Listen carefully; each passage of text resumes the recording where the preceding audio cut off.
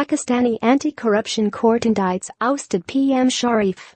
Islamabad, Reuters. A Pakistani anti-corruption court on Thursday indicted ousted Prime Minister Nawaz Sharif and his daughter over allegations linked to ownership of London properties, opening a trial that could see the former leader jailed.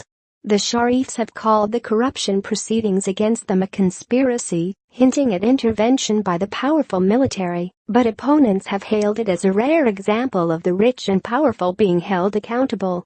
Sharif, 67, resigned in July after the Supreme Court disqualified him from holding office over an undeclared source of income, but the veteran leader maintains his grip on the ruling Pakistan Muslim League-Nawaz (PML-N) party. Judge Bashir Ahmed of the court, that tries cases registered and investigated by an anti-graft body, National Accountability Bureau (NAB), indicted Sharif, his daughter Maryam Sharif and her husband, Mohammed Safdar. They all pleaded not guilty. Maryam and Safdar were present in court, but Sharif, who was prime minister twice in the 1990s, sent a representative while he tends to his ailing wife in Britain as she undergoes cancer treatment.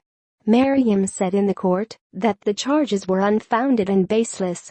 "This will go down in history as a travesty of justice," she said. Outside the court, Maryam again hinted at military interference in the judicial process by saying the trial was a repeat of 1999, the year her father was toppled in a military coup led by former Army Chief Pervez Musharraf. It is not clear if she was comparing the trial to the coup or subsequent corruption accusations and investigations that Musharraf ordered into Sharif. Sharif's disqualification stemmed from the Panama Papers leaks in 2016 that appeared to show that his daughter and two sons owned offshore holding companies registered in the British Virgin Islands and used them to buy posh flats in London. The Supreme Court initially declined to dismiss Sharif, but ordered an investigation into his family's wealth. A separate Supreme Court-appointed panel said the family's wealth did not match its income and accused Maryam and her brothers of signing forged documents to obscure ownership of offshore companies used to buy the London flats.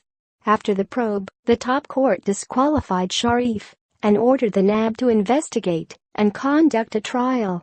Sharif denies ever receiving the small source of income that led to his disqualification. The NAB has in the past been described as toothless because of its low conviction rates, especially when it comes to powerful politicians and investigations that last many years. But the Supreme Court has ordered the trial to be concluded within 6 months. Opening arguments are due to begin on October 26. Writing by Drazen Georgic. Editing by Clarence Fernandez, Robert Bursell.